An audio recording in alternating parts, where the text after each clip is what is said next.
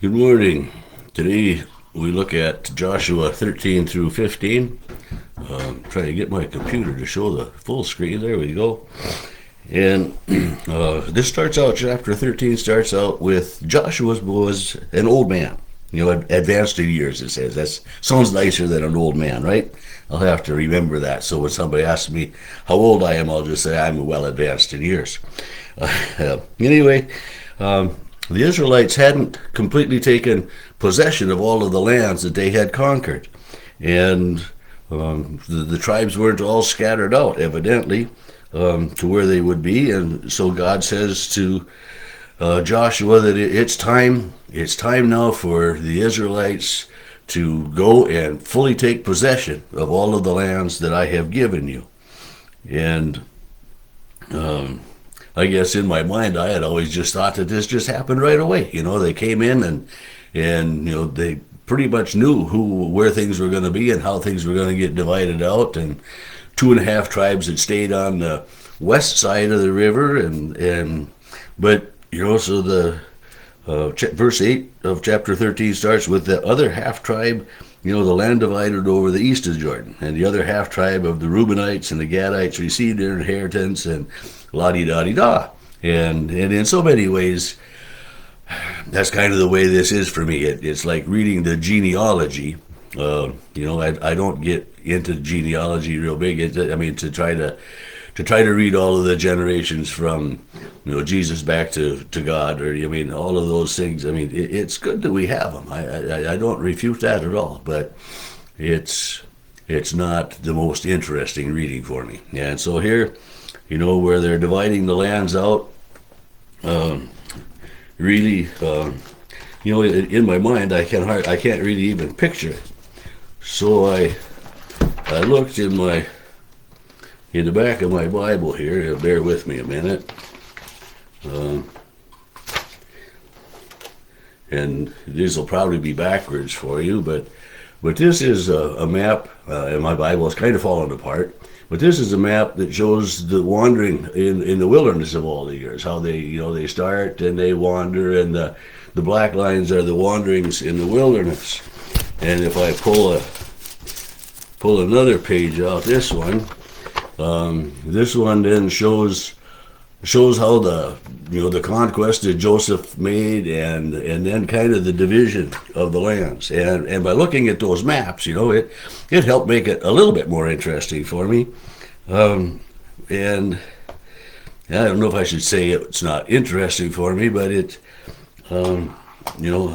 think I'd much rather read stories of Jesus and his miracles. And reading in the New Testament today is, we're reading in early Luke, and it's John the Baptist and angels coming, that kind of stuff. But so chapters 13 and 14 and 15, basically the lands are getting divided out, and some of the headlines in my Bible are the land of Reuben, the land of Gad, the half tribe of Manasseh east, because the other half tribe was west, as I mentioned just a minute ago. And then chapter 14 starts with talking about how the land west was divided between the half tribe of Manasseh and the two that were there. And Caleb inherits Hebron, and then the land of Judah, and Caleb occupies Hebron and Debir, because they hadn't destroyed any of these cities. The only city that was really destroyed was Jericho. The walls fell down and everything happened that way. And so for the most part, and I was pretty well, run over and everything, but for the most part, God had told them, leave the cities intact. Don't destroy the walls. Don't burn them down, because you're going to be able to live there. You're going to be able to inhabit and this land that you inherit.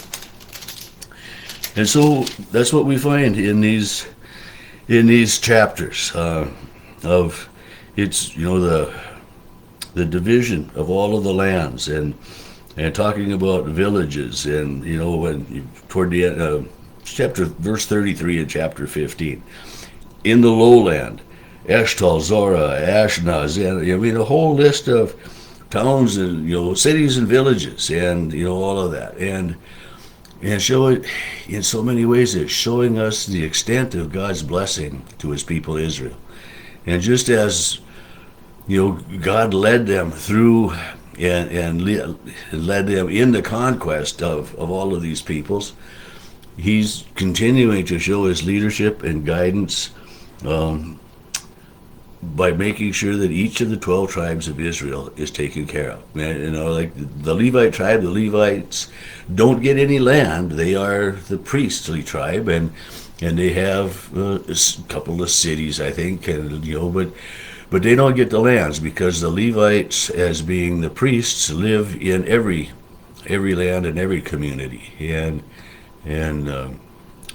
so the lands are really just divided then between the 11 tribes of Israel. And we've looked at 13 to 15 quite briefly this morning, and we're going to kind of go on with that in chapters 16 and 17 and in the majority of 18 as well, and probably on 19 and 20 talks about the cities of refuge. So we're going to be spending some more time over the next days yet, figuring out how God is providing for the early Israelites in the distribution of the land and the cities, and then not only that, but within all of these lands, God makes sure that there is rain and cropland and everything that they need for their daily living. And he does that for us too. He makes sure that we have everything we need for our daily living. I need to have my pickup in town early this morning to get a windshield put in it, so in case you were wondering why I'm early, but thanks for tuning in whenever you tune in, and God's blessings each and every day.